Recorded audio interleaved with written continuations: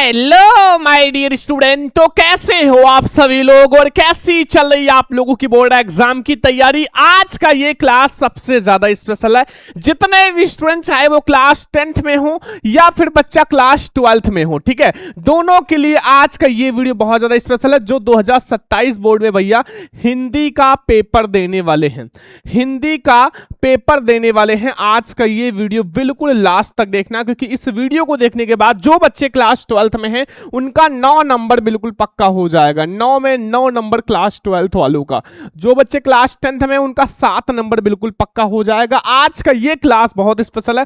आज के इस वीडियो को बिल्कुल लास्ट तक देखना। आज हम आपको बताएंगे निबंध कैसे लिखना है, एक सही तरीका, प्लस आपके बोर्ड एग्जाम 2027 के लिए, आप लोग बोर्ड एग्जाम 2027 में पेपर देने वाले हो उनके लिए सबसे ज्यादा इंपॉर्टेंट निबंध जो हर साल बोर्ड एग्जाम में आता है, हर साल बोर्ड पेपर में आता है, ठीक है, हर साल जो एकदम 100% बोर्ड पेपर में आता है वही मैं आप लोगों को इस वीडियो में बताने वाला हूं, ठीक है। साथ में देखो, अभी मैं आपको ये भी दिखाऊंगा बोर्ड एग्जाम की कॉपी में आपको निबंध लिखना कैसे है, क्योंकि बहुत सारे बच्चों को निबंध लिखना नहीं आता, वो भी मैं आपको बताऊंगा। ये वीडियो बहुत स्पेशल है। आज के इस वीडियो को बिल्कुल लास्ट तक देखना। जितने बच्चे नए हैं भैया चैनल को सब्सक्राइब करके बेल आइकन को प्रेस कर लो, अपने फ्रेंड्स के साथ शेयर कर देना, ठीक है। जितने भी बच्चे बोर्ड पेपर भैया या बोर्ड परीक्षा 2027 के लिए महत्वपूर्ण निबंध, मतलब सबसे महत्वपूर्ण निबंध जो बिल्कुल आपके बोर्ड एग्जाम के लिए वेरी इंपॉर्टेंट है, बोर्ड परीक्षा में छपने वाला।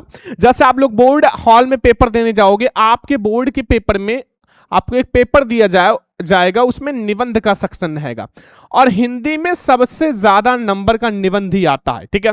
आप आज की ये वीडियो देखने के बाद आपका निबंध सबसे आसान लगेगा। कहोगे सर निबंध तो बिल्कुल हलवा है, हम बोर्ड पेपर में जाएंगे छाप कर चले आएंगे, ठीक है।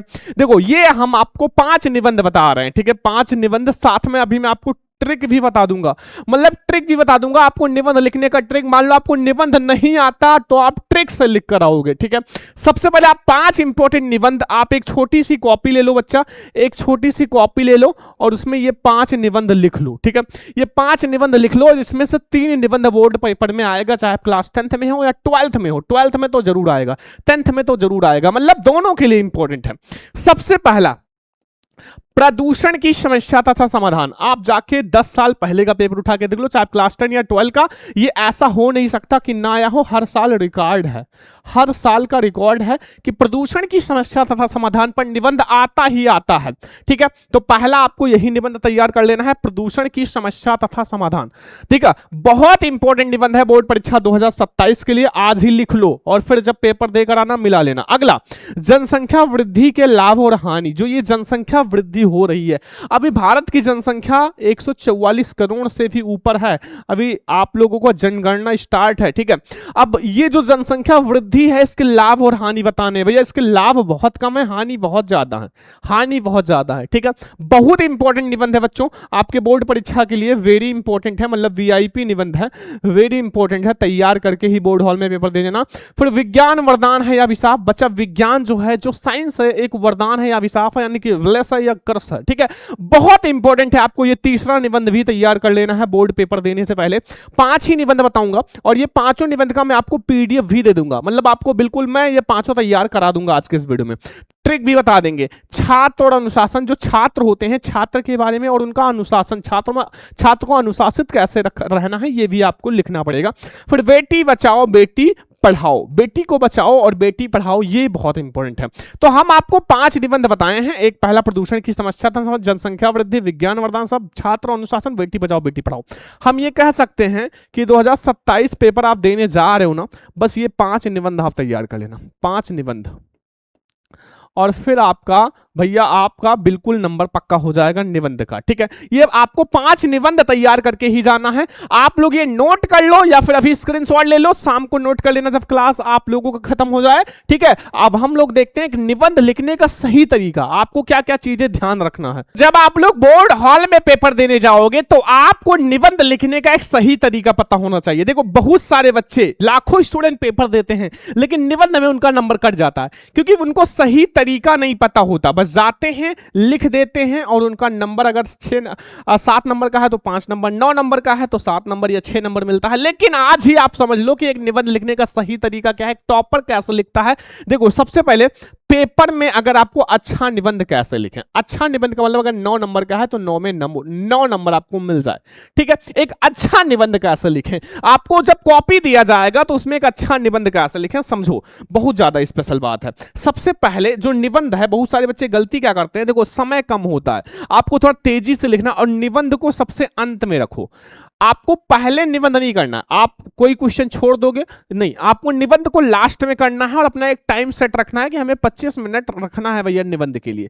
लास्ट में 25 मिनट में आप कम से कम 3 पेज लिख सकते हो, 4 पेज, ठीक है। ये आप याद रखना कि निबंध को आप हमेशा सबसे लास्ट में करना। सबसे ज्यादा इंपॉर्टेंट बात बता रहे हैं, कोई नहीं बताएगा, मैं आपको आज सारा चीजें बता रहा हूं निबंध के बारे में। जितने शब्दों में बोले उतने शब्दों में लिखो, जितने शब्दों में बोले उतने शब्दों में लिखो, बस उतने ही शब्द में इतनी गहराई वाली बात कर दो ना कि वो निबंध के बारे में सब कुछ आ जाए। ये दूसरा पॉइंट है, ठीक है, ध्यान रखना।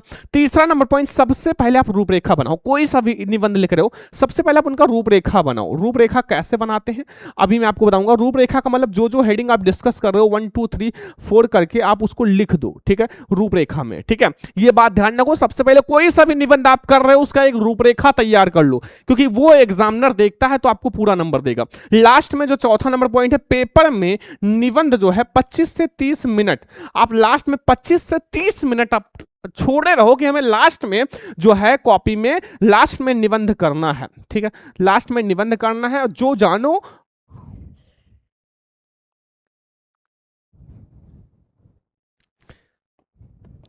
ठीक है, लास्ट में निबंध करना है। जो जानो उतना लिखो, जो ना जानो उसको बना बना कर लिखो।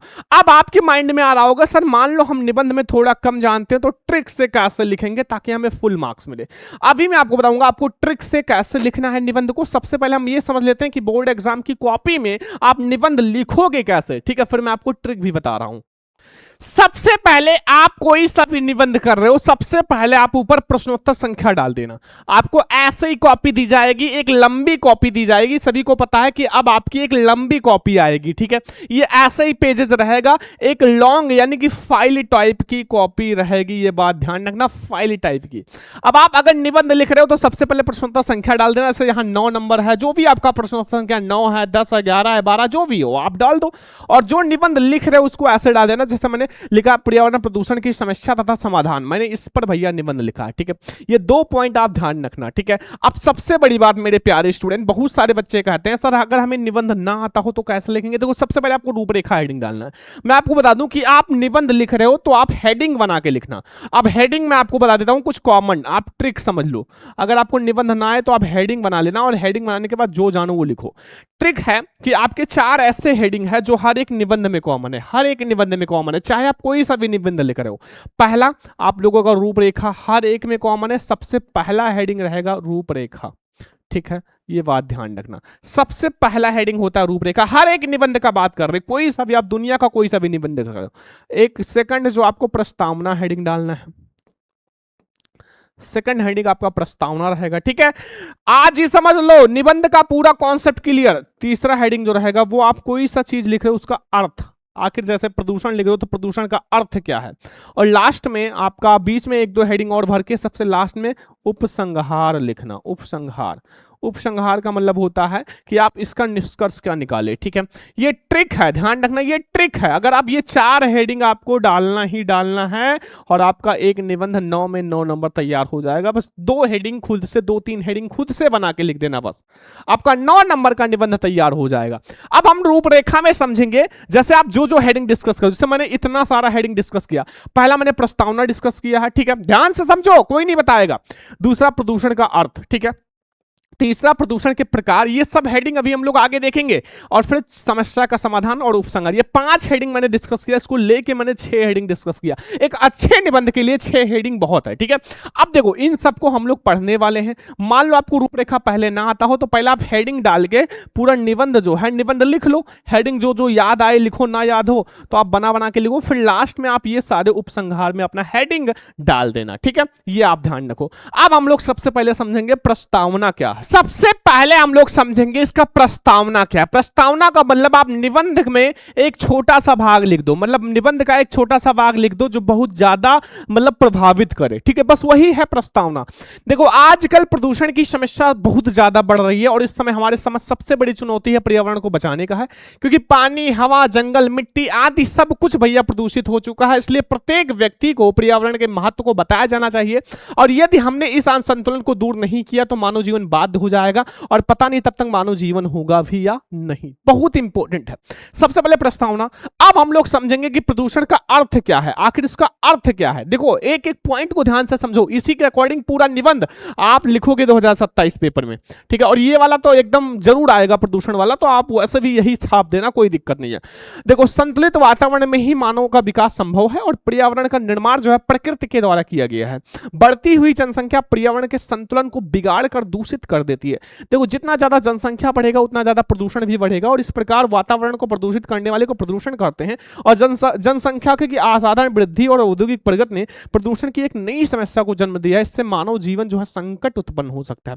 देखो जैसे एक घर है जिस घर में 5 लोग हैं, अब ये 5 लोग जनसंख्या है तो वो लोग 5 ही लोग प्रदूषण फैला रहे हैं। अब इसी घर में जनसंख्या बढ़ के 15 लोग हो गए, तो अब बताओ 15 लोग ना प्रदूषण कर रहे हैं, मतलब भाई कुछ भी कर रहे हैं तो प्रदूषण हो ही रहा है। तो ये हो गया हमारा 2 हेडिंग, बहुत ज्यादा इंपॉर्टेंट।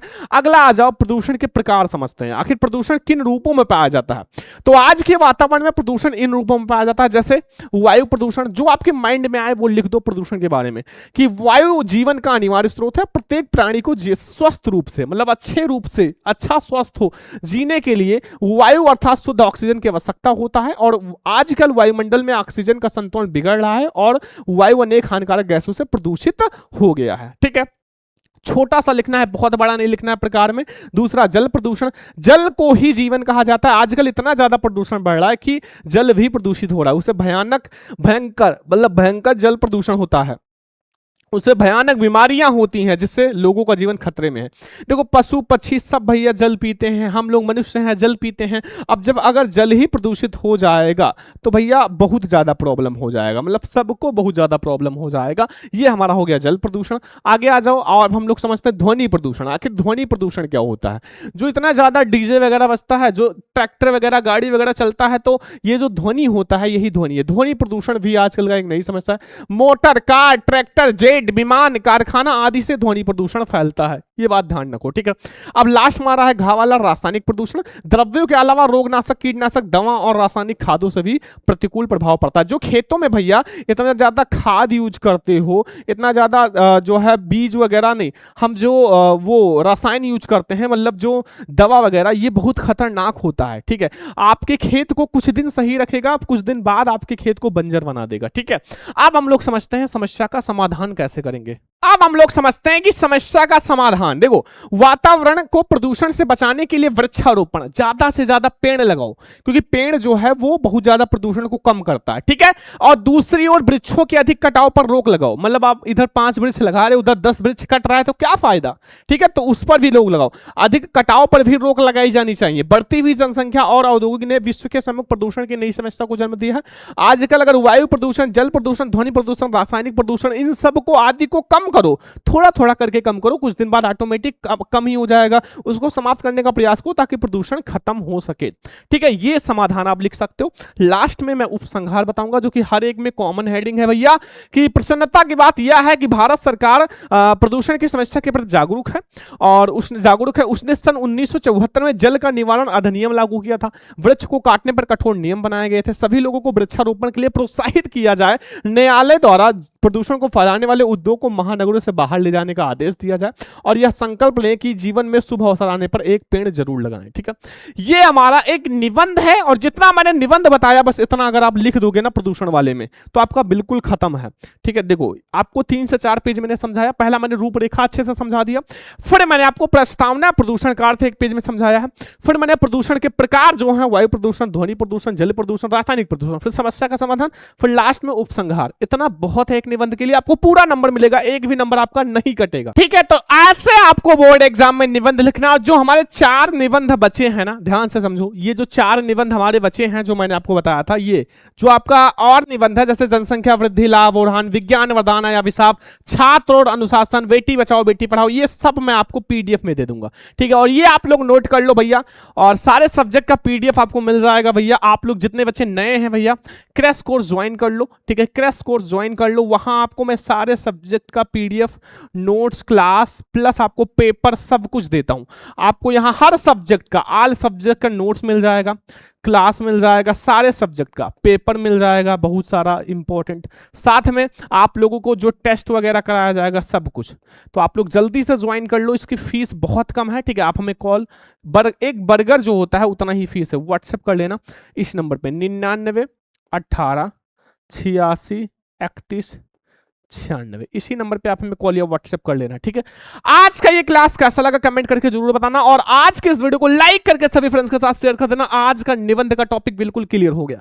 तो अब हम लोग मिलेंगे नेक्स्ट क्लास में, तब तक ले जय हिंद, वंदे मातरम।